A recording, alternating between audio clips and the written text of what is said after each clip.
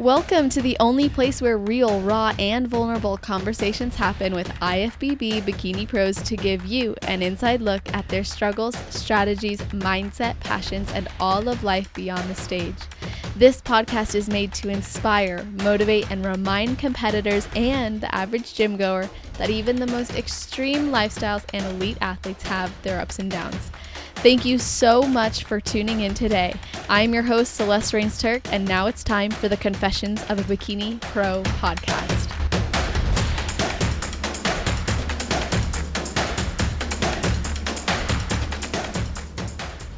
Today's guest is an ex-collegiate volleyball player turned IFBB Bikini Pro who was born and raised in North Carolina but currently lives in California with her husband as not just a military spouse but also online coach and dog mom of two, one of which, if you're watching on YouTube, you can see chilling in the corner.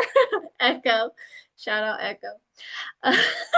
And she's had an incredible path in this sport. So she stepped on stage for the very first time in April 2024 after a short prep that included a coaching switch. And at that show, she swept the entire thing, winning True Novice, Novice, Open, and of course the overall.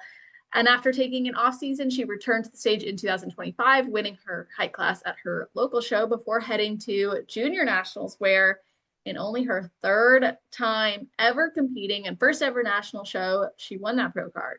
And now she runs her online lifestyle coaching business, Fuel for Fitness, where she helps others pursue their own health and fitness goals while continuing to navigate her own journey as an athlete. We have a lot to talk about, so welcome to the show, Ragan Collins. How are you doing? I'm great. Thanks for having me. You are so welcome. Thanks for being here. You know, I have to ask you if there is anything you do or think about right before your heel hits the stage. Okay, so if you know me or ever competed with me, I'm super chatty backstage. I love getting to know like all the other competitors and just like making friendships, making some jokes, trying to get the nerves out by talking. So that would definitely be part of my little routine. And then one other big thing, I say like a really quick prayer just to calm my nerves. And I pray that I wouldn't shake too much on stage too, and that Jesus would just take my nerves away from me. One of the friends I made when I first started bodybuilding, she gave me that little tip because she, and I have carried that with me. So that's awesome. Yeah, I love it when you find like that routine that really works. And I'm amazed that you became a chatty Cathy backstage as early on as you did, because like I feel like I didn't come out of my shell backstage until maybe like 2018, and that was a few years into competing. Yeah, I'm just really a chat box.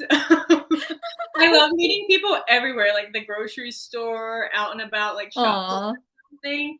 And I feel like it just like helps calm nerves to like have something else to talk about, like get to know like where people are from, what they do, that sort of thing. And then it's really cool because you follow each other on social media after like getting to know each other and then just supporting them from Instagram, text, whatever it is. So yeah, super cool just getting to know everyone.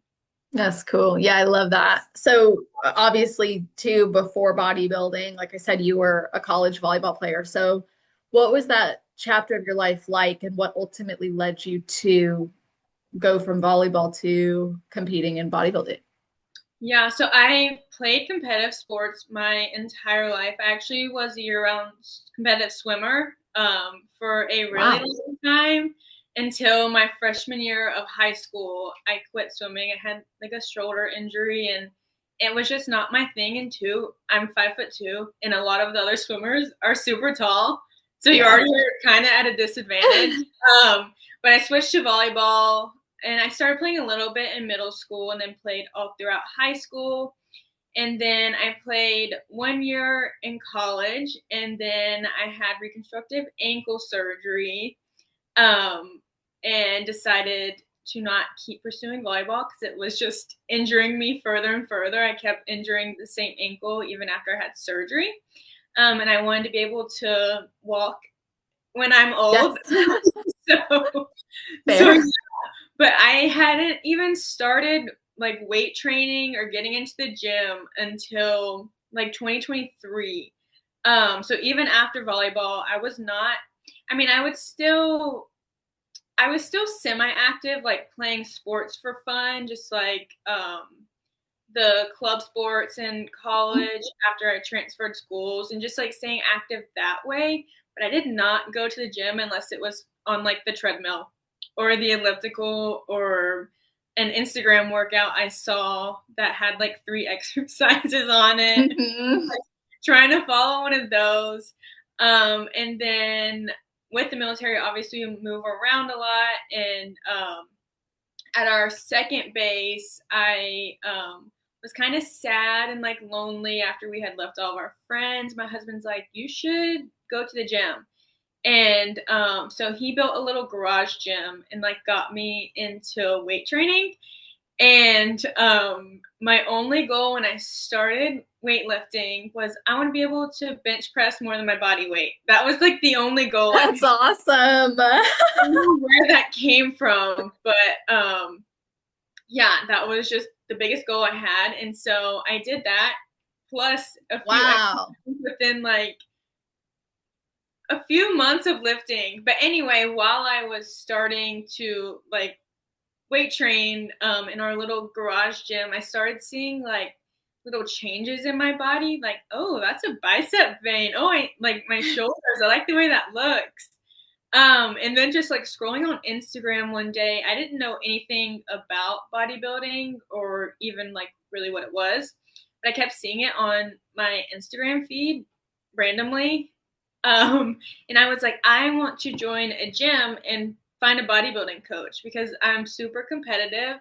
And obviously, like, I did my first goal of bench Yeah. pressing my body weight. And so, what's next? And so I Googled bodybuilding coaches near me. That'll And then do it. the first person that popped up on Google search, I was like, yeah, sounds great. So I went and met with him in person. We went through like a trial workout, and I'm like, this is really fun. So I ended up joining that gym that he trained at, and then he became my bodybuilding coach, and that was like November of 23. And our plan was to start prep January 1st, 2024.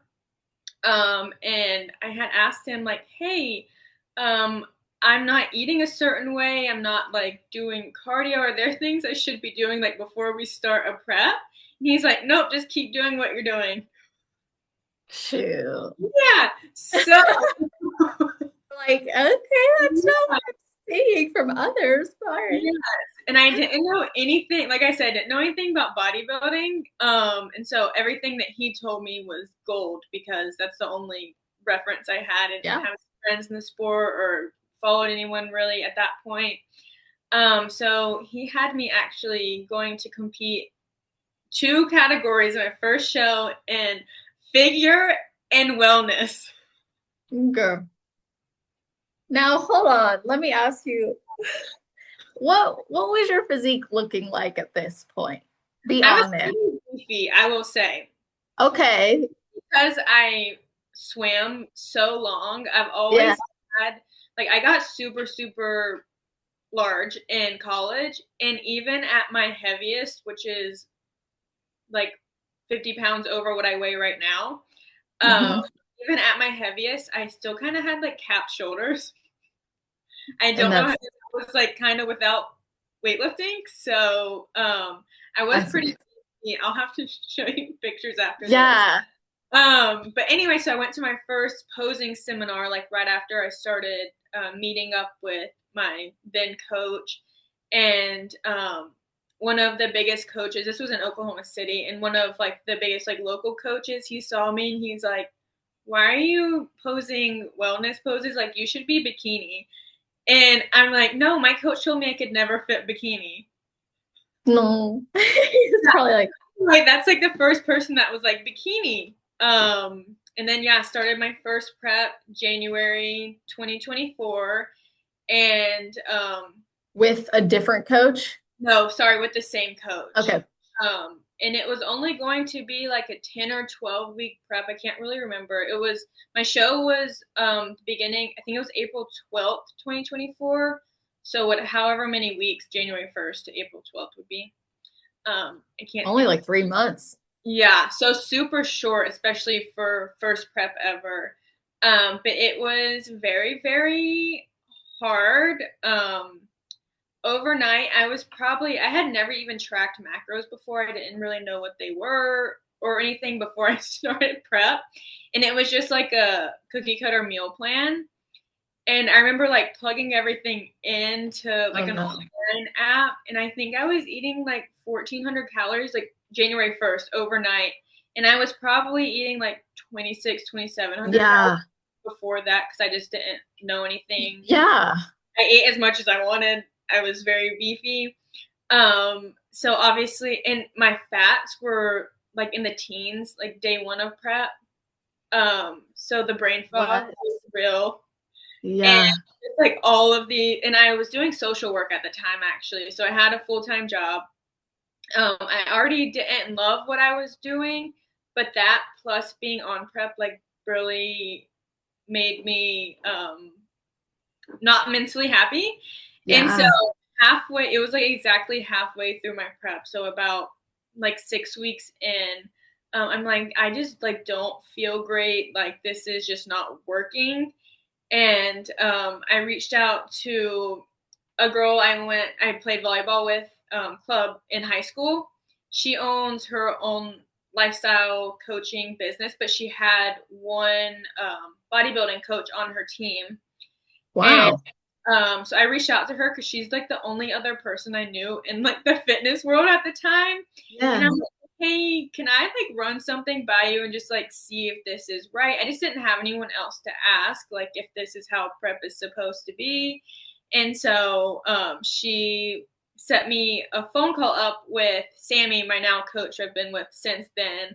And I remember walking around Target, being on the phone with Sammy, like trying not to cry as I'm like explaining everything and like asking if this is correct. And I just felt like so validated knowing that Yeah. no, this is not normal. That's So instead good. of quitting prep, I switched coaches and we actually had the opportunity to reverse a little bit and then start a cut because my body was just trashed. Um, Yeah. and then obviously swept the show, so did very well. Crazy. So we only had like 6 weeks together. And within those 6 weeks that we started, I had only been doing wellness posing and figure posing. So I had to learn bikini posing in 6 weeks. Wow. Yeah. Oh my goodness. I know a lot about you, but I didn't know that, I don't think. Yeah. Fun fact. Yeah. That is crazy. So if something doesn't feel right, feel free to ask. Or there's nothing wrong with asking your coach questions, and if they don't answer them or don't have answers to them, Yeah, it's a red flag. So I learned that one. 100%. Oh my gosh, so so true. And I think this is a good lesson actually because there's probably people listening who are new, and even though there's so much information, it's kind of like sometimes too much information that then you will go back to just I'll just trust whoever I'm with and working with. But I've heard horror stories like that even as early as in the last year. And Yeah. it's like, why are we still doing this? Like I don't know why we would not even practice tracking macros before you commit to a prep at the very least. Right. Yeah. Oh, I wonder how things would have gone differently had you not. I genuinely don't think I could have finished it. I don't think I would have made it all the way through prep. Yeah. Yeah, going back to like learning things about if something like doesn't feel right about coaching, we Yeah. just didn't have that. Like if I asked a question, it was nope, this you don't need to ask why, you don't need to know why. This is just what we do. And then when I would express like concerns or anything, it was just immediately shut down. So definitely a red flag. What other red flags might you point out, whether even if it's not from that coach, but just in general that you can think of for people listening? Yeah, doing things that you're not comfortable with. Um, like even So I made it very clear from the beginning I want to stay natural for my entire career.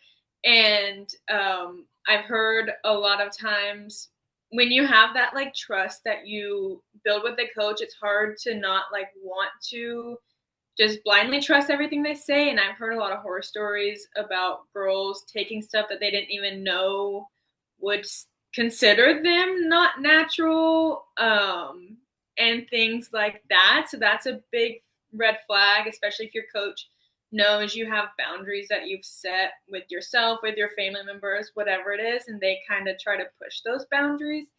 Definitely a red flag. Another huge red flag is just feeling like you don't have a safe space in a coach. Like you should be able to talk to your coach, and as we'll get to later in our conversation about like food relationship, I can't imagine going through the things I went through without having a coach I felt safe to speaking about it, and like going through that. Sorry. My dog has a diaper on. If you diaper, just love that. Embarrassing. Just having a safe space and feeling like you really can share whatever's going on mentally, internally with your coach, and having them be open ears to listen. So love that. Yeah. No, those are really good points. I think that those cover a lot of the red flags that I would consider, especially when it comes to someone you trust. Like if you have explicitly said, this is what I want for my journey, that should be respected. Now, obviously within reason, if you're like, I just don't want to track macros ever, that might be questioned, naturally so. But if it's, yeah, I don't want to take anything that would consider me not natural, then they should respect that. And I'm noticing like with peptides getting so much more accepted, a lot of people aren't understanding that many of those are not okay. You cannot be considered a natural athlete. So like I feel kind of bad.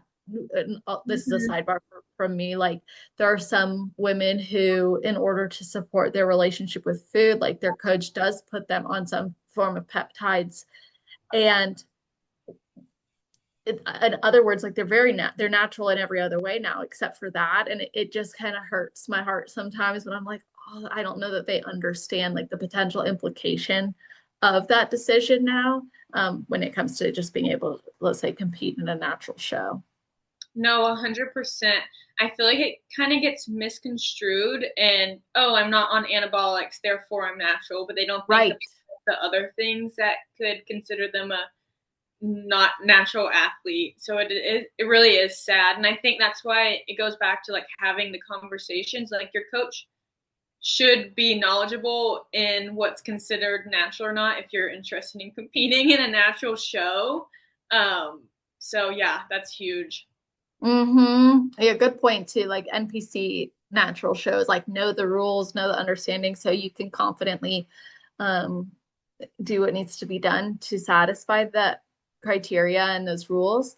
Now, going back to your first bodybuilding show, I mean, despite that crazy prep, sweeping the whole show, I mean, did you have any idea going into it that that could happen for you? No, absolutely not. I was just so happy to be there and to have finished. I hate quitting things, so I really did not want to quit. And so Sammy like came in and saved the day, turned my prep around.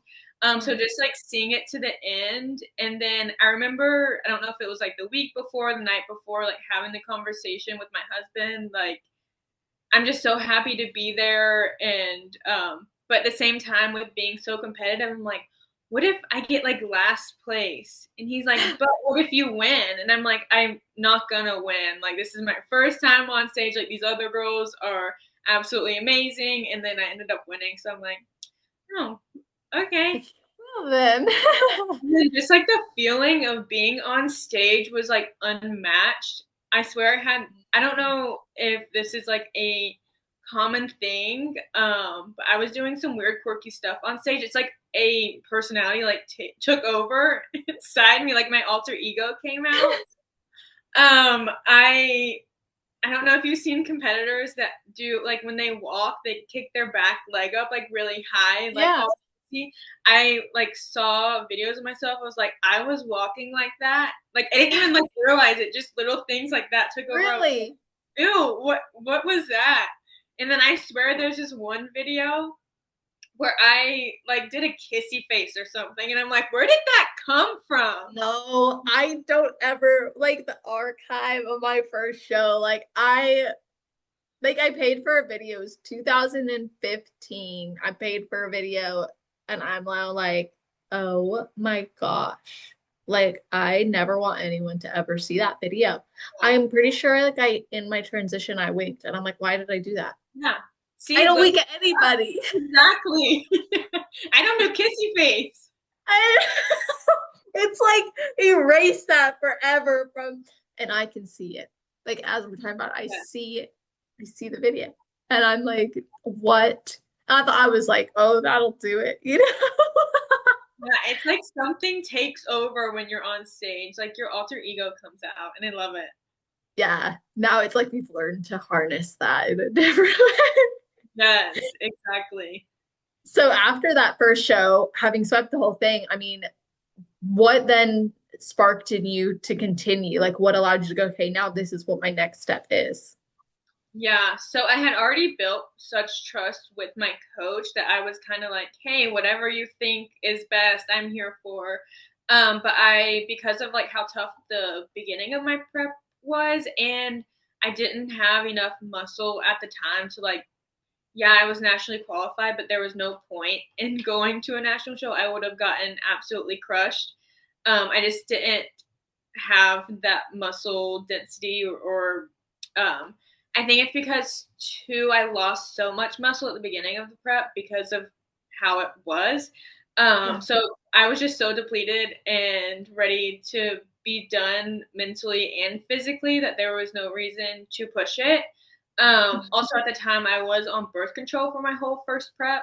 So that was a huge thing. I wanted to get my IUD out and start healing my hormones and everything before jumping into another prep because that was a huge priority of mine is to be healthier inside as well.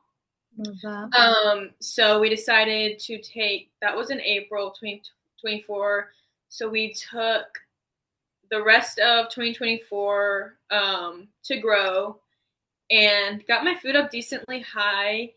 And then January of 2025, we dropped food a little bit, like a tiny little mini cut before we started prep, and then started prep like February 1st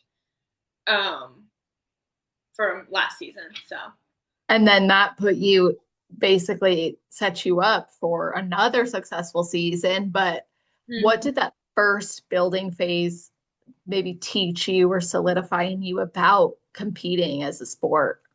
yeah, I think so. Reversing was very, very hard, obviously, because I had no expectation. No one had told me how hard it was going to be because I mean, I am still a baby in the sport, but at the time I was even more of a baby. I didn't have a lot of, I had met a lot of people at the gym, but not that you would really like have those tough conversations with. Like, my coach told me a little bit about reversing, but I'm like, yeah, it'll be fine, like whatever.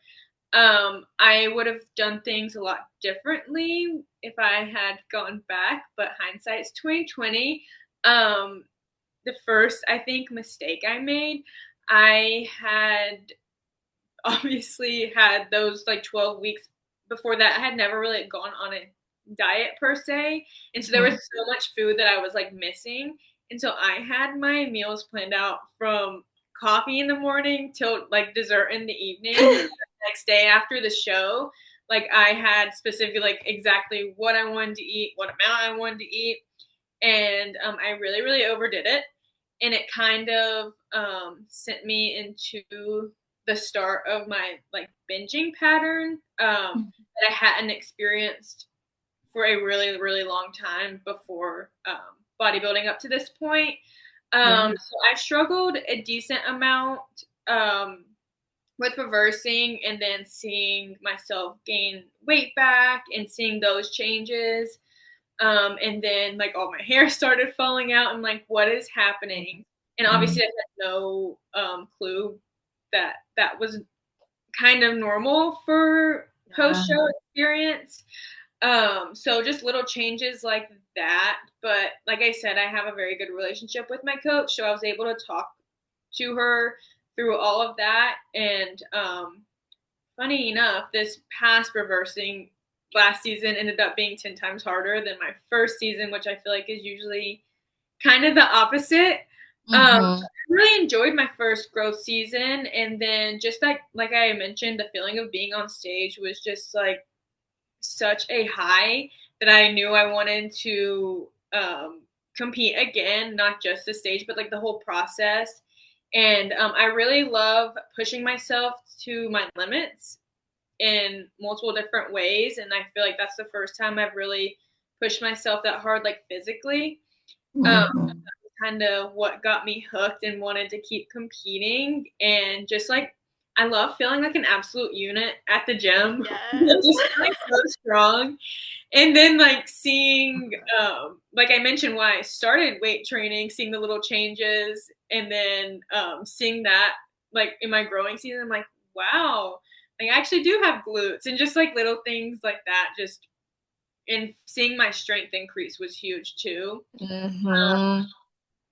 But I don't know. I feel like, sorry, this is kind of off topic, but a few months, I would say like the first 2 or 3 months after like post show, is such an awkward phase. You're kind of still lean, so you don't have like your feminine like curves and stuff, but then you're also not like stage lean.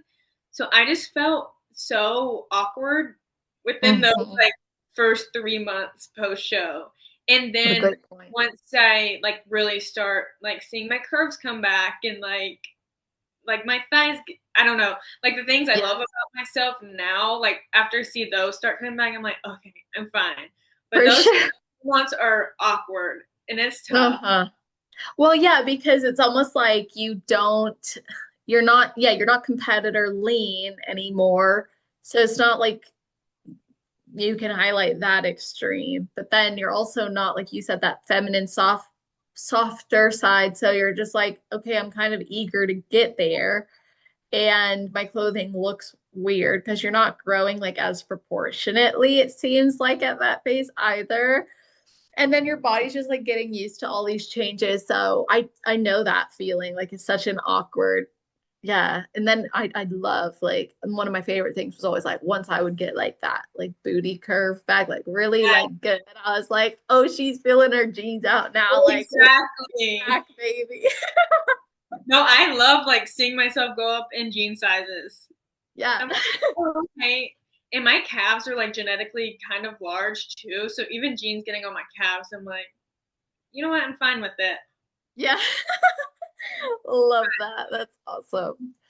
Yeah, body image is a huge deal too, like when it comes to the changes that happen. And you mentioned that seeing yourself gain weight, it is difficult, especially initially when you're not sure what to expect. But you did say that this past reverse was harder. So while we're on the subject of reverse dieting and just post show in general, talk to us about the difference between your first one and then the one after you won your pro card. My difference in my prep or reversing? Reversing. Yeah. Well, my first reverse, I struggled a decent amount with binging and like falling off track and those kind of things, but it wasn't that severe. I would probably have a binge like once a week and then like once every 2 weeks, and then once my food got super high, it stopped happening. So that was kind of more like a normal reverse situation. I think a lot of people experience that kind of similar thing. And then I think it helped too that I knew I was going to start prep again a few months later. So in the back of my mind, I'm like, okay, I have a show kind of planned already. But I knew that this season obviously being in the pro league now, the girls are extremely dense. They have a lot of muscle, so I knew this was going to be a longer off season. So I don't really know if that's played a factor into it. But I was kind of in a really mentally bad headspace even before I got my pro card and ended that show. Fast forward a few weeks before, I actually almost did not go to junior nats. I wanted to pull out so bad.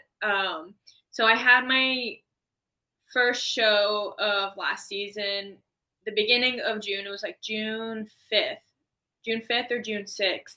Or maybe it was the 7th. I'm not sure. The first weekend in June was my first local show, and I'm someone who has to like dig pretty deep to get lean. I'm not one of those genetic anomalies. I can never say that word. Anomalies.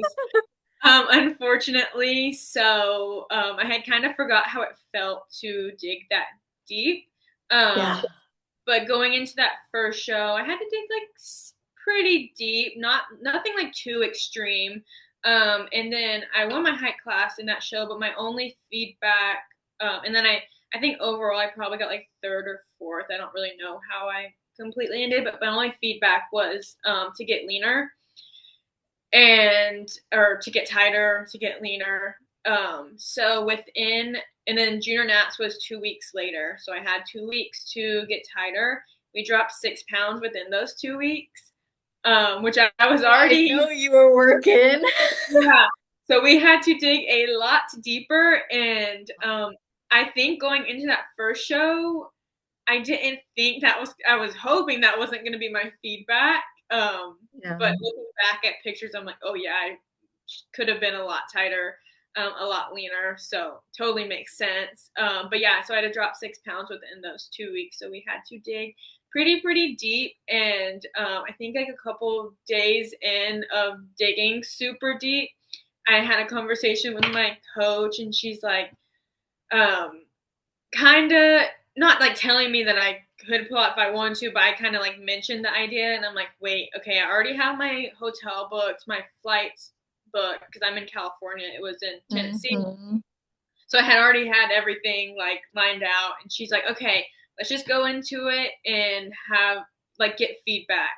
So that was kind of like the only expectation I had going into the show. Wow. Like, I'm going to get feedback. But yeah, so anyway, sorry to get off track, but no, I appreciate that. And I want more of that story too. Actually, we can jump around as much as you want. Or, yeah, don't hold back. Super ADD, so if my brain starts thinking about one thing, I have to tell completely different. Well, no, literally same. Like that's why sometimes in these conversations, I'm like, wait, we should talk about that now too. So it's all good. Like I'm following. But I'll finish. So just all that to say, I was not really in like a great mental headspace going into junior nats. I am a very hungry girl, and I get hangry. Yeah, I like try not to have it affect people around me, because that's one thing when I started bodybuilding. I'm like, I'm choosing to do this. Nobody is forcing me to. So I don't want it to affect other people. But I can get kind of snappy, especially with like towards the end of prep, just being super depleted, super mentally foggy. And I think because I now knew what to expect with reversing, that I was in the back of my mind, I was already a little bit nervous about it and probably overthinking it quite a bit as well, which did not help. And I feel like I didn't do a good job of like setting myself up for success. Because even during prep, I don't know why I tortured myself like this, but I would sit there and scroll on food Instagram and like watch people eat and like look at the things I wish I was having. Which next prep, I will absolutely not be doing that. I will delete Instagram if I have to. Oh, literally. Lesson learned with that, but it made me think in the back of my mind the entire prep of everything I wish I was eating right now. And so, of course, post show, like right after I was tapped out, done with the season, I wanted all that food and more. And I just remember, I'm like, I just want to feel full. But when our hunger hormones are so messed up after like suppressing them for so long, you really don't feel full. Right. Yeah. Which I'm sure we'll get into this more too. Did that answer your question? Because I have no clue what question you originally asked. Well, no, it did actually. And I'm sorry we got distracted by the recording issue, but yes, it answered the question. And actually, it kind of leads me to some other curiosities or things that I think we could talk about. Because you said one of the lessons you learned was, of course, like not scrolling Instagram, looking at like foodie pages and food in general, which is a huge deal. Like, thousands of, among probably the majority of the people I've worked with, they've told me that they do this. And it's like, I'm like, we cannot keep doing this. It has to stop. I've been guilty of it myself too. Like, that's something in my first couple preps, I was like, oh, like another Great British Baking Show I could watch, or another like Cupcake Wars. Like, yeah, it was crazy. But it's funny, like from the outside looking in, like, if I had seen myself from a distance being as small as I was watching food, I'd be like, she has a problem. You know what I mean? Like, that's Yeah. a problem. So, like, looking back, I could say that's a same lesson I learned. And I always encourage people now, I'm like, unless it's a restaurant or a bakery or something in your area that you genuinely know, love, and support, is you gotta unfollow it. True. It's just, you're not traveling to Dubai for that. You're Right. not. So why are we like, let's not follow that random thing. But anyways, that aside, this past improvement season, more specifically, it was challenging for you, which you attribute partially to having to dig so much deeper. And especially after already a mentally difficult or demanding prep, which we'll talk about kind of leading into junior nationals. But then we did have the opportunity to work together, which was so awesome. And yeah, and you've been so open about that, and I appreciate the video you made me and everything too. And I think other people listening, because I just spoke with Morgan last episode, and she was talking about some of the concerns she had and the relationship with food she was in, and it was a lot of what we've all heard before. So I'd love to hear from you, like anything in particular that you're going to apply next time, or any realizations you had that you're like, okay, my next improvement season, this is going to be really important to me. Yeah. So there's a lot of things I wish I would have done differently and will be applying. One, like we just mentioned, is staying off foodie Instagram. And Yeah. two, looking at menus and like planning out restaurants, like 50 restaurants in my city that I wanted to. Am I going to visit those? Probably not, all 50 of them, but I would look at menus over and over and just study them. And even like in Chattanooga, where Junior Nats was, I looked at probably every menu in the city. Like, Yep. no reason. I eat anything. I would be happy just picking whatever's closest. I did not need to Right. do that. So those are two big things. And then staying, I think the day after my show, instead of letting it all go out the door or all go out the window and planning my meals, breakfast to dinner, and having more food than I should physically be capable of eating, maybe stay on track for within reason for like breakfast and lunch, and having like a fun dinner out and being able to enjoy that. So I remember the day after my show, like just feeling so sick because of how much I ate the entire day. Yeah. And then I think like once you feel that feeling of like, okay, now my stomach is actually full, you kind of like crave it more and more. So I think that could be partially what led me to really struggling with binge eating post show too. So setting myself up for success the night of and then the day after my next show is definitely another thing I will be taking away from it. And then just doing all the mental work that I did this off season and like working with you, now I feel like I'm set up for a lot more success and like understand like where it's coming from and like why I'm doing the things I'm doing, and kind of putting that work in like during prep, which obviously I don't necessarily need those tools during prep. But I think it could set me up for more success after if I already have like my toolbox full during That's right. prep. Yeah. Yeah, oh, that's so true. Like I love when people take the tools and they apply it in prep, because generally it does set you up for a better post-show experience because you're already used to tapping into the mindfulness-based eating. Where one of the big problems with prep is it's so easy to go into autopilot mode. So the moment you have that freedom, it is like the floodgates open. So to be practicing that is it's awesome. It's a great tool. And I love how you said too, like leading into the post show experience, that initial experience with food is so influential in the rest, because with even if it's just a mental thing of I messed up and then you spiral, that alone is enough of a challenge to create turmoil for the next few weeks. Mm-hmm. Similarly, like if your body doesn't respond well to the food because it's not what you're used to eating, and then you're like bloated or you feel heavy or lethargic, like you may not look different, but if you feel different, then it could influence your actions too. So I think what you shared with being really mindful in that first, those first couple of days post show within reason is a major deal. I'd also like to ask you too, did you ever hit a point where you questioned like if competing was worth doing, or if it was like if it's helping you or hurting you? Yeah, 100%.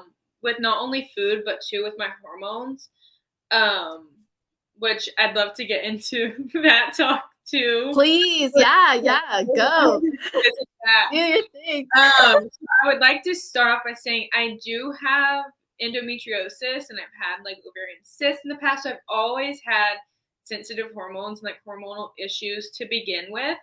But starting at like the beginning of bodybuilding, I had the Marina IUD for, I think that was like my 5th year of having it when I did my first prep. So I didn't have a period being on birth control anyway. So I don't know how my body would have responded outside of like being on the birth control. But I had the procedure for endometriosis right before I got my IUD. So anyway, as soon as I got it out, I was very, very nervous to start having a period again and all of that stuff. So I got it out June 2024, like 2 or 3 months after my first show. And I actually ended up getting my period back only like 2 months later, which was huge because I hadn't had it in forever from being on the IUD over 5 years. And so I had a very healthy, normal cycle because I had already had my procedure. So everything was kind of like in tip-top shape.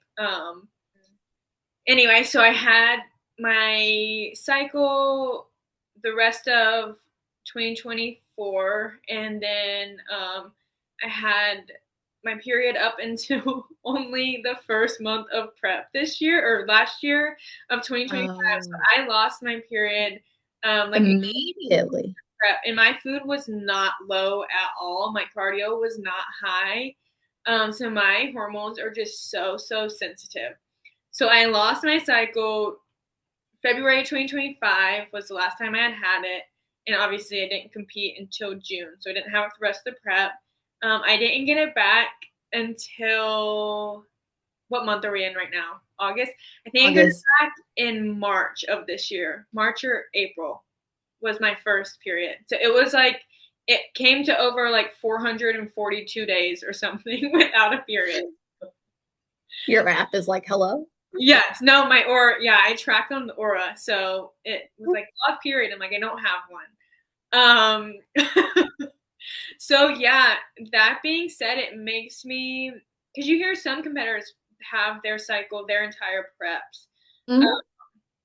And it does make me think all the time, like, is my body like not meant to be this lean? I mean, obviously none of us are meant to be that lean for long periods of time. Yeah.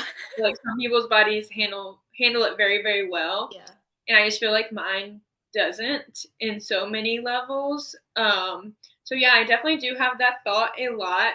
Hormones, and then the way my relationship was with food, um, the rest of 2025, which I will say it improved tenfolds after working with you. So shout out to your program. Thank you. Um, but yeah, the way that the mental headspace I was in for basically the entire rest of 2025 was absolutely horrible. Yeah. Um, and then I had so many regrets of like having, I would say, like I said, I was a little bit snappy, and obviously I was pouring most of my time and energy to myself. Um, so I had so many like regrets of not pouring that time, and just felt like super selfish.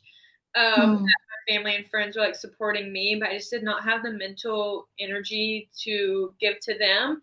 And so that's really what I wanted to focus on, because um, October, my mom was diagnosed with stage 4 metastatic breast cancer. And after that diagnosis, it made me like in almost in a worse mental headspace, because I'm like, Yeah. she, come to find out, she has had cancer for a while. They just missed it. So Mm. I was thinking back to, oh my gosh, she was there for my show and she was helping me.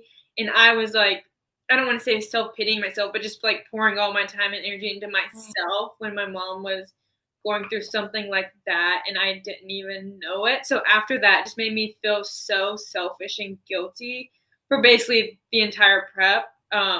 Which I know she would never view it that way. And I talked to my husband about this a lot, and he was like, you can't spend all your time and energy into other people anyway. So and Yeah. he says it doesn't like change a lot. I just have to do more time in the gym, just less extra energy to give to other people. But yeah, just having those like thoughts and feelings surrounding it, and then hormones, food, relationship, everything. I do question, like, am I really meant for this sport? Like I go back and forth a lot, and yeah, it's kind of a struggle. Yeah, no, and I'm glad that you shared all of that, honestly.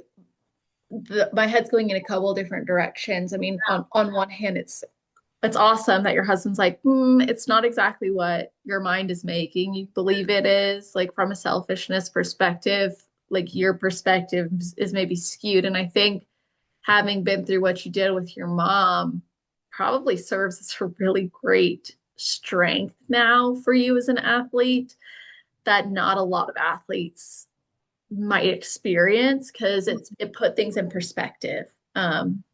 Not that you didn't have good perspective before because you were very humble and like you didn't even have like this expectation that everything was going to go a certain way, but you worked hard and then now it's like, okay, I have to put effort into these other areas. Um, and personally, like when I had lost my mom, that was only like 3 months after, not even 3 months after my last show of that season of bodybuilding. And I regretted so much doing shows during COVID.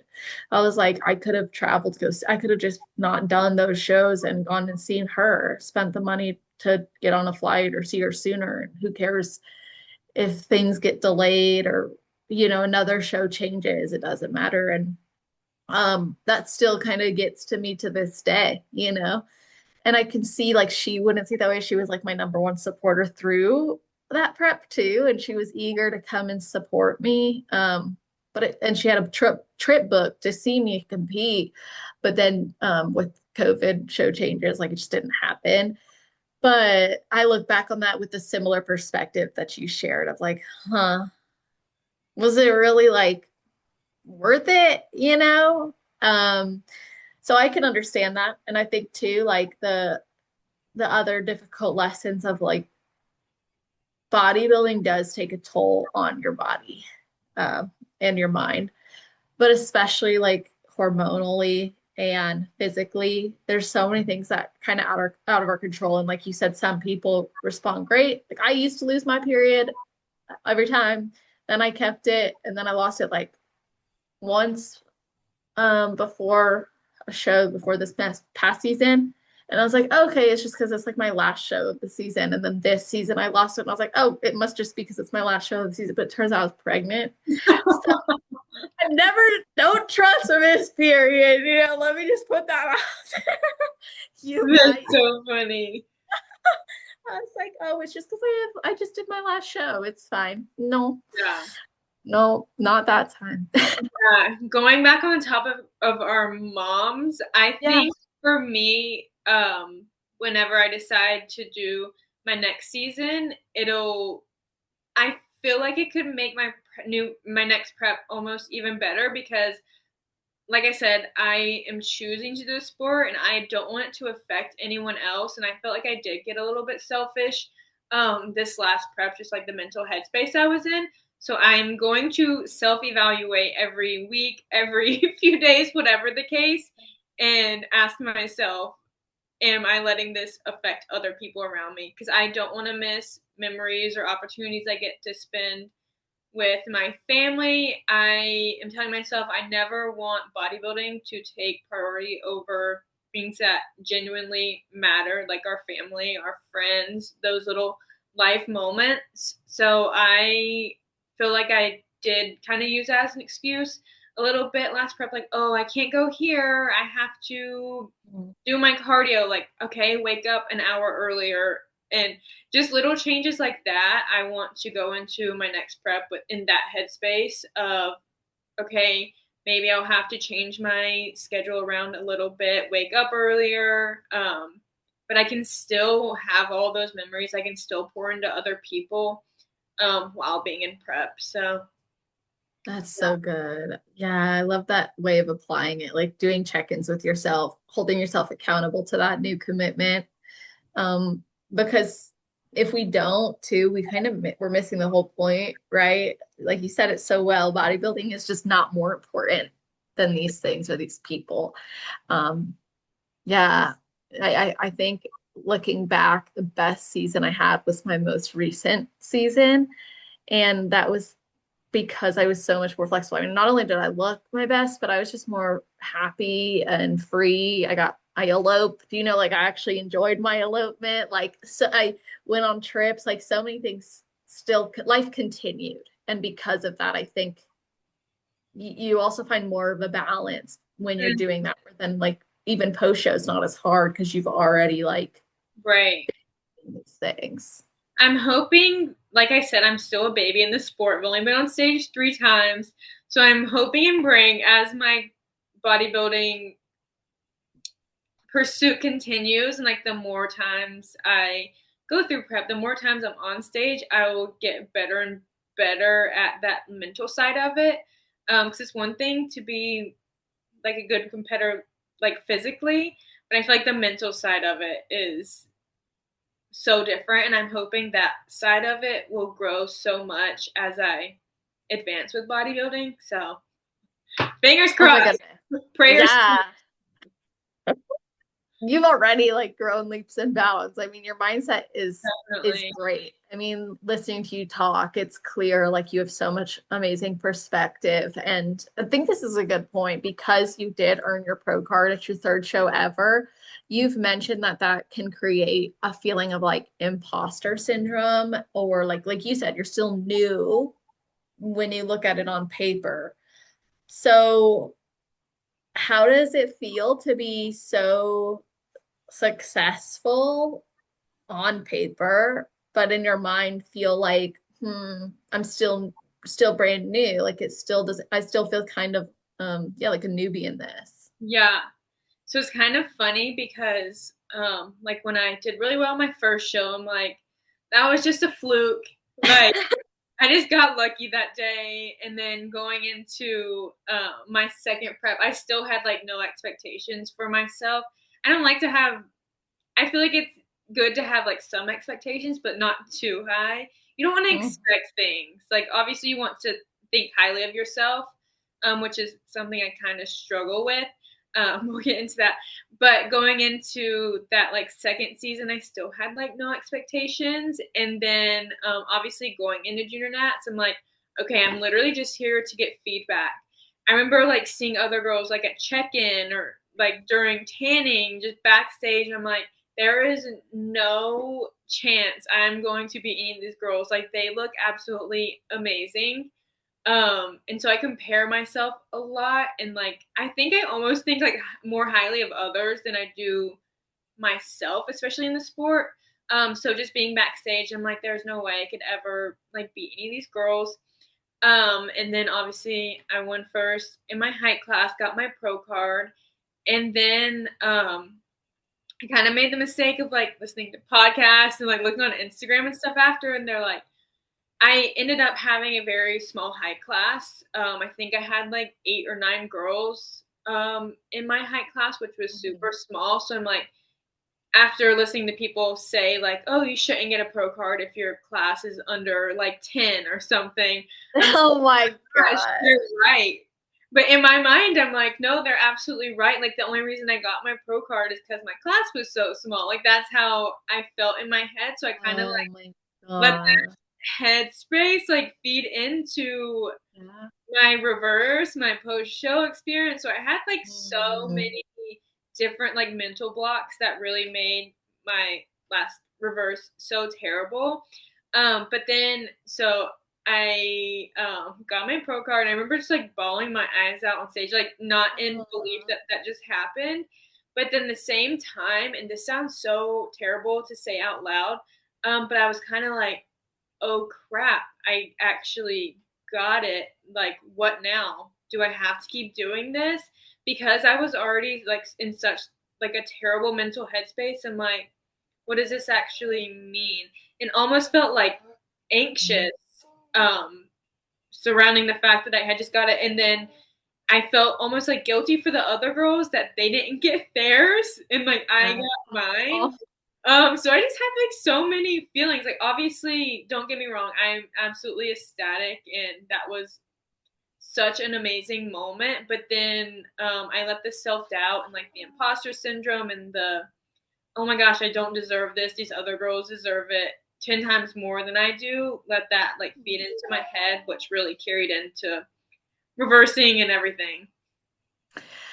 Yeah, actually, I think that's probably more common than we hear about. And you're just saying it out loud. I think a lot of competitors, especially if they are earning their pro card at like their first or second national show, in comparison to someone who's maybe been trying and they're on their like 10th even and they're not getting it.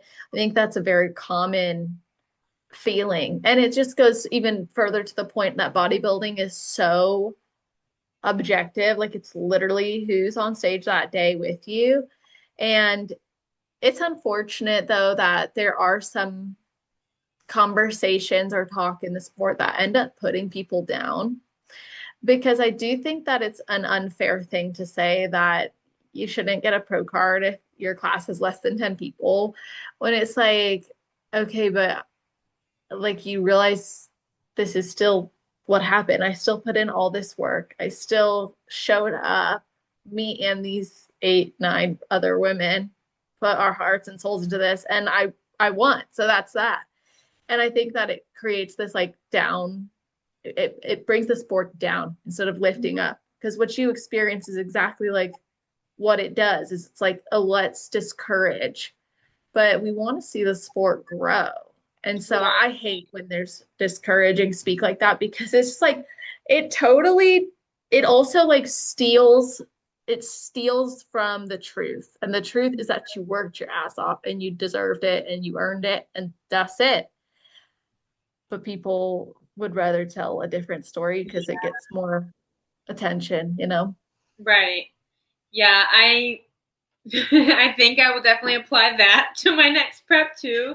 Not letting Yeah. other like outside opinions get into my head too much. But when you already have like so much self doubt and like the imposter syndrome and just feeling unworthy, and then hearing that, you're like, no, they're right. I don't deserve that, and it just kind of amplifies it. So yeah, You're like, that's what I've been saying. yeah, exactly. Finally, someone who's not congratulating me. No, exactly. Oh man. I mean, honestly though, like I think this sport is constant learning, and even still, you could say, even someone who's done it 10 times could say, I still don't know what I'm doing because it's always evolving. I mean, but think you were potentially going to step on stage as a figure athlete, but you didn't. You know, like that, this could have been a very different podcast. Right? You caught that pretty early on, which actually I didn't ask you this, but I'm so curious. And I meant to ask you this earlier. When you were told, okay, you're going to do figure wellness, did you start looking at photos of that division, or were you just kind of like, all right, I'm just going to Not do really. I just kind of went with it. The only like outside perspective I have had was at the posing seminar, like the little local posing Yeah, seminar I went to. And it's kind of hard to tell because most people are in their off season, right. so you can't really see too much. And then I feel like I had kind of like the opposite of body dysmorphia, or like another version of it where I'm like, heck yeah, I'm not muscular. Like, and Dude. oh my gosh. But I had like the reverse of it. Oh my I'm gosh, like, yeah, that's I can do that. Um, and I'm someone who like naturally carries most of my weight in my glutes and quads. And I feel like a lot of people see my like off season natural body and they're could assume like amateur wellness. So I knew where sure. that had came from, but I have no clue about the figure. Yeah. I mean, honestly, maybe it was the swimmer I look don't that know. who knows. You'll have to show me pictures later. Yeah. But yeah, like I think a lot of bikini girls too, even maybe fit model as well, like could attest that if they carry fat in their lower body, like sometimes they'd be questioned if they were doing wellness or Mm-hmm. going to. I was speaking at the NPC Women's Workshop a couple of years ago, and I remember I was setting up the chairs with them, and one of the people who was there was a judge, and he was like, "Oh, so are you doing wellness next year?" And I was like, I thought so. My ass looks that good right Like, now. Like, thank you. you, no, I'm not even gonna do well in bikini. Actually, You're like, oh, the not hard even work big. is paying off. Yeah, I'm like, it's nice of you to notice. It's such a compliment when people like ask that or say that, though. You're like, heck yeah, I wish. No, literally though. Honestly, I was like, you just wait until I get on stage next year. You're gonna be like, Have you seen these wellness girls on stage? Do you think I I know. look like that? They're insane. I'm like, it's because I'm wearing Amazing. black pants, but Right. this is not muscle. Good genes. Yeah, it's just yeah, that's right. So I understand at least how that could be placed different or perceived differently, but I was curious if you had actually looked at the divisions and been like, oh yeah, I could see this or that. Not really. Yeah, the only like comparison I had was like I said, the posing seminar, and Right. then like other competitors at the gym I went to. Um, and yeah, I guess I had some sort of goggles on. Well, okay, so now I'm curious. Yes. You earn your pro card, you're a bikini pro. What, and that was so early on. At what point did you really invest in the sport from like, oh, now I see what bikini's about. I see who represents bikini and what I'm going for. Like, when did you really put your efforts into that? Um, I feel like after my first season, I started really getting into like following other competitors on Instagram and like really fully understanding what bodybuilding is about. Because I feel like even like for my first prep, I didn't like fully understand bodybuilding or know like big names in the sport, follow people, that kind of thing. So my coach was obviously someone I really looked up to because she had been competing for a little bit. And then Mhm. finding other girls that at my gym that competed as well, and then kind of expanding my like friend group to have like more bodybuilders and then meeting people through them. And then like the gym I went to when we lived in Oklahoma was a big bodybuilding gym, so it was really easy to meet other competitors that way, which was such a blessing. And then yeah, just social media. Yeah, oh, for sure. Yeah. Well, okay, that's actually interesting. I remember something you said earlier on when you had moved and your husband encouraged you to go to the gym and he built you the garage gym. Mm-hmm. It got me thinking, like, did bodybuilding, did the gym actually become like a sense of almost like routine and stability among moving so much? I think it definitely did. And I am someone who gets addicted to things. And so just the feeling of being in control of like my body, what goes into my body, what I'm doing with my body at the gym, and pushing myself to my limits definitely does give me a sense of like stability and routine. And yeah, because our the military life is kind of uncertain in Yeah. a lot of different ways, and so it gives me something that I'm like, okay, this is mine. I know that this like can't be taken away from me. I'm in control of Mhm. this aspect in my life, so I think that definitely did play a huge part in it. Yeah, that makes perfect sense because I would think like having an anchor in routine when so much is unpredictable. I mean, you literally lived in four different states from when you were in college, which is so nuts to think about. Like, I mean, constantly moving, I could imagine on one hand makes you extremely adaptable, and on the other hand might discourage like relationship building and forming. Or maybe sometimes for some people, I could see it actually creating an opposite effect where it's like, okay, I'm just like gonna do whatever I want because what's the point in developing a routine if it's gonna change? Yeah. So I think it's really cool that you built a community in bodybuilding, even with the environment changes. Yeah, finding a good gym is so important with like moving around.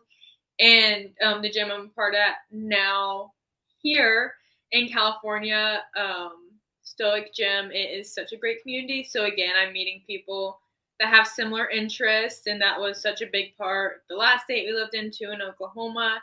So gyms are such a good environment to build like friendships through because you already have something in common with them. So there's at least one thing, and then Yeah. finding out like more about them. But yeah, it's definitely a good friendship builder and Oh, community. for sure. Yeah, I would normally go like really early in the morning or like around the time when only retired people are there. So it's either like really early or like, around Yeah, 9:30, 10. And so I just have like a bunch of gym uncles. I call them basically like a bunch of, or some of them are oh, grandfathers too. But like there's just a bunch of like, yeah, but it's so great because even though they're not bodybuilders, like they would see me come in and they'd be like, when's your show? How close are you? Like they're not even competing, they're not competitors, but like they start getting into the process. And like that's been true everywhere I've lived because I did California, Arizona, and now South Carolina. And like that's something that I've always really appreciated about the gym too, is like the that's so community. sweet. Yeah, it's so awesome. Yeah. I love it. Well, I wanted to ask you about your business because Fuel for Fitness was started in August of 2025, right? Mm-hmm. What Yeah. inspired you? It's a lot Yeah. going on. So, I studied psychology, and so I got my degree in psychology. My minor was criminal justice, and before I had met my husband, I wanted to go into law enforcement, and that was my plan. Um, Wow. but yeah, that obviously did not go as to plan because I ended up marrying someone in the military, which changes things a lot. And so, with a psych degree, with only a bachelor's degree in psychology, you can't really do a whole lot. So I ended up pursuing social work because that's one thing Yeah. that you can do. So I did that at the first two states we lived in after college. And like I said, I was doing pregnancy counseling and casework for an adoption agency when we lived in Oklahoma. And this is kind of a funny story. So halfway, or I think I was like a couple weeks out from my first show after I had made the coaching switch and all that. And I was really fed up with my job and having a very hard time. And I told my husband, I'm like, I'm either going to quit bodybuilding or my job. And he straight up told me, he was like, would you be more proud in 10 years to have this job or to say you got on a bodybuilding stage? I'm like, you're so right. He was like, quit your dang job. So Oh, I love that. I'm like, thank you. Good.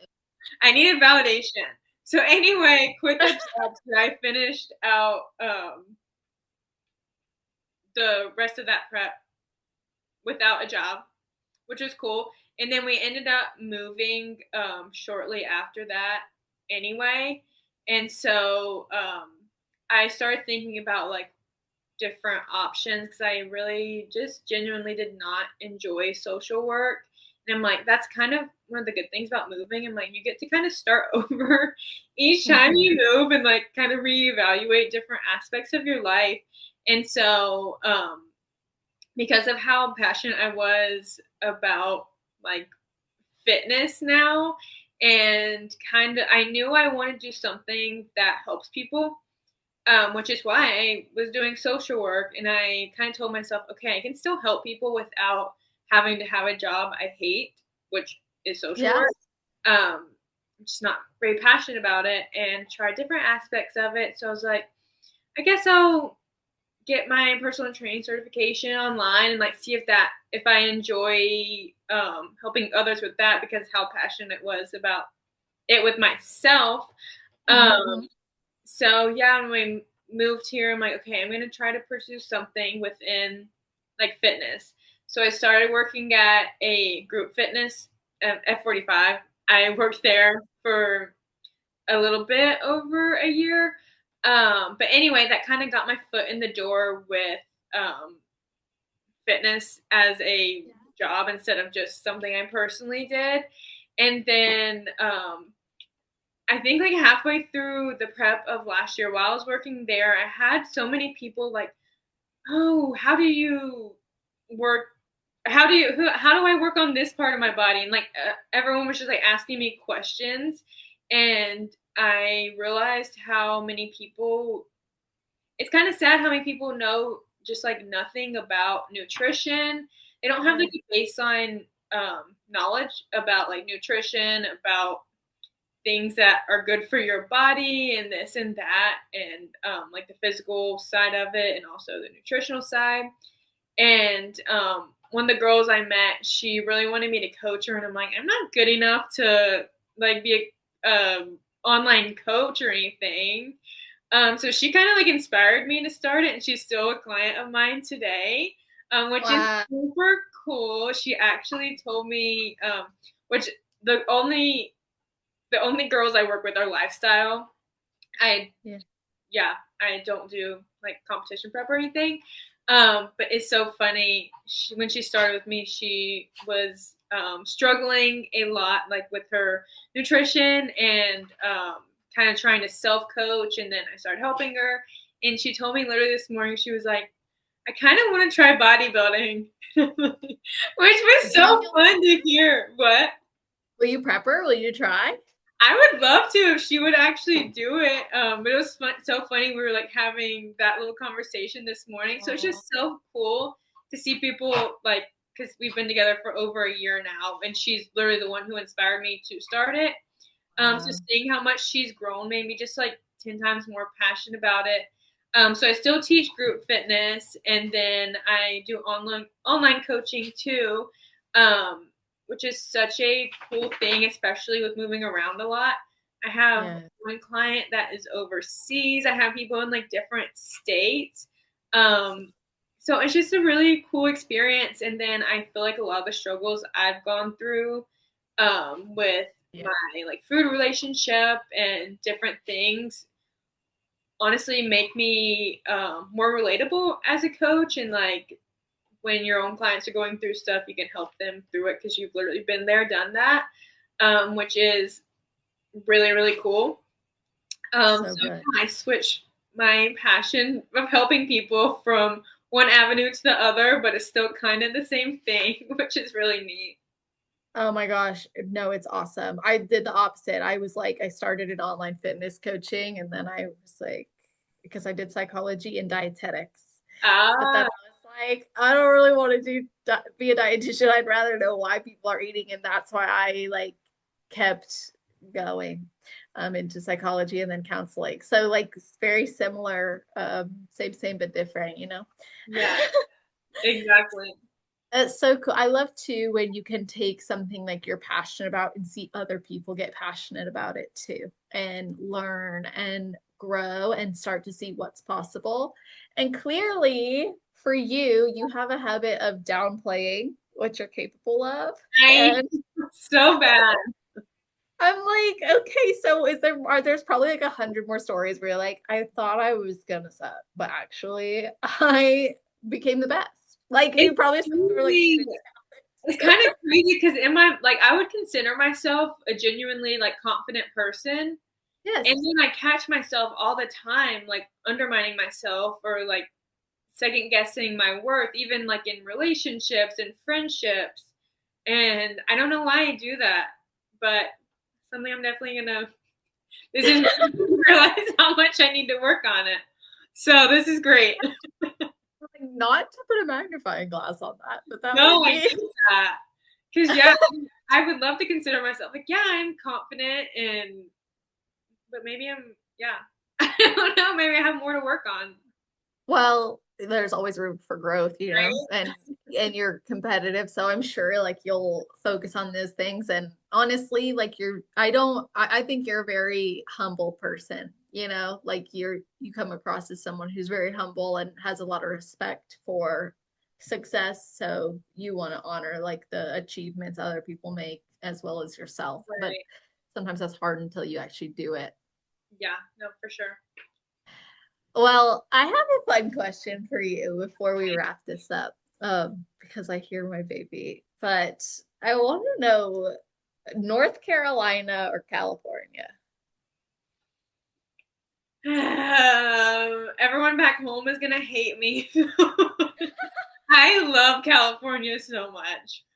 Yeah, yeah. There's such pros and cons I to know. both though. Um, but you cannot beat the views out here. I know. We're pretty close to a lot of things. I'm near Sacramento. Mm, So we go to Tahoe all the time and Napa, Sonoma. We're like a 3 hour drive from Monterey, like to the coast. There's just San Francisco. There's so much right. to see and do here. You just don't get bored. Definitely the price of everything is so expensive. So that's a downside. But honestly, groceries aren't that much more expensive because most of the produce is sold here. Or sorry, Yeah, is grown here. it's grown there. Yeah. So it makes produce a lot cheaper. I feel like meat's a little bit more expensive, but the produce is so good and fresh here. Yeah. Oh, the strawberries you cannot beat. Yes. You can buy them like at any little stand and there's so many farmers This, markets. But North Carolina will always have my heart because that's where my family is. So I would say half my heart's there and half of it's here. So aw, it's a very PC answer. I right. just, Can't have everyone hate me too much. I've already lost so much of my accent too because I moved away from North Carolina like right when I went to school. I went to school up in Virginia, and so I haven't actually like lived in North Carolina since high school. And so I started to talk more proper when I left home. And it's every time I go home, I'm like, oh my goodness, like did I used to no, sound like this? really. But it's funny how it changes. So Well, seriously though, because like I'm from California and I was on the phone the other day with two of my friends who live in California and they were like, Celeste, you have an accent now. And I was like, no, I do not. And they were like, you do. And I was like, I have not been here long enough, but I was like, well, my husband, he's Yeah. from 6 Mile. He's got an accent. And I was like, maybe. So sometimes now that they pointed that out, I'm like, oh, I hear it now. But I hear it when you take on other people's like dialect, you just have high empathy. Yeah. So Oh, look at us. I've never heard Maybe, that. yeah, it could be an empathetic thing. Mhm. Yeah, I like that. That's what we'll tell ourselves. Yeah, exactly. Just care. Yeah, that's all it is. Okay, because you've been in many different places, what's your favorite gym you've ever trained at? Well, I have to say Stoic because I also do one-on-one training there locally. Um, Jeremy, who owns it, is one of the like world's top men's physique competitors, like Olympians. And so obviously I have to say Stoic. The community is just amazing too, and like it's a pretty like small gym, but I don't know, the atmosphere, the people there. It's just so amazing to be in a gym where other competitors like support you, or not even people that compete, but just like an encouraging environment. And you could be like a brand new beginner, never step foot into the gym, and still feel at home there, or like a top level athlete. So it's just Oh, fun to have like that mix and for everyone to feel comfortable. And yeah, so love that. Uh-oh, another point for California. I know. Okay, so if you weren't bodybuilding, what do you think you'd be doing? Like for a sport or activity? Okay, I've since I started weight training, I would love to compete in powerlifting eventually. That is like bucket list Nice. of things to do. So 100% powerlifting. I will say I have really long femurs, so I'm not the greatest at squatting. Yeah. Um, with how strong I was able to get my bench press, and I have a pretty decent deadlift too. I'm like, I feel like I could do powerlifting. So maybe that will hope my coach doesn't hate me after hearing this. But maybe Just way like, down the line after we do a couple more seasons, yeah. and maybe we'll try powerlifting eventually. That's awesome. Yeah, and fitness is lifelong, right? So your coach can't be Exactly. mad at you. Yeah, you could do that. It's a decade if you want. Either that or like running marathons. Always I always tell myself I want to get better at running. I just hate being bad at things. And every Yeah. time I go out and do it, I regret it immediately. So maybe I could eventually get good at running and run long distance. So maybe powerlifting or a marathon. We'll see. Love that. Oh my gosh. Yeah, you would want to challenge yourself that way. You're like, I hate this, so let's crush it. Exactly. All right. Well, this has been fun. Thanks for letting me do random questions with you too. No, I I love that. do that. So it was just, I was like, I know I could do it with Ragan. So let me get your best advice now. So what would be your best advice for someone who has never competed before but wants to? And then your best advice for someone on their road to pro? I think my best advice for someone who is a brand new competitor, has not competed, is don't play the comparison game. Do not compare yourself to other girls on Instagram. Because I promise a lot of people, we look a lot different in person. And it can be super intimidating and make you almost not even want to compete because you're like, well, I don't look like that. So the comparison game, please do not play it. And then, like we talked about at the beginning of our conversation, ask your coach questions.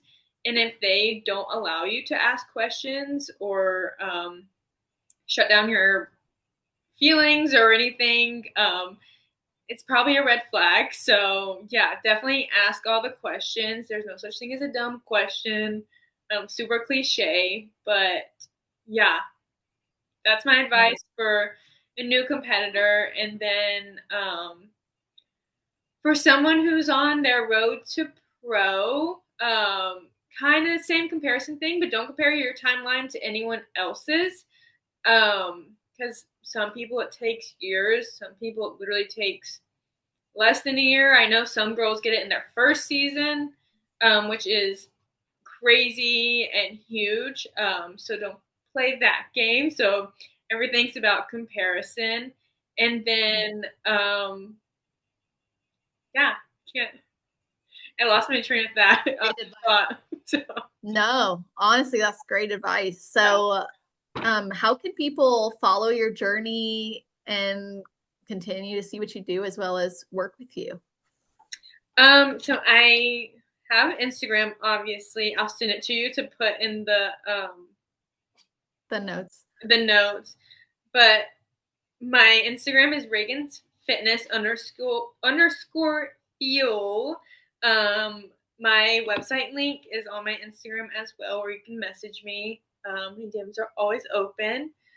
But yeah, and then if you're local to Sacramento area, I also train one-on-one in person. So if you're interested in that, message me as well. Yeah. Oh my gosh. I wish I could go just check out the gym. It's such a cool environment.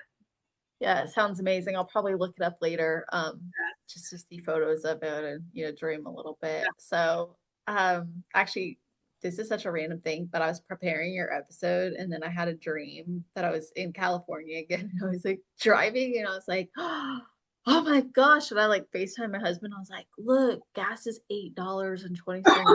Seriously. It was so weird. I had to throw that in there because I was like, that's probably because of you. Because I was it's about 6, so not quite 8, but yeah. No, I'm just kidding.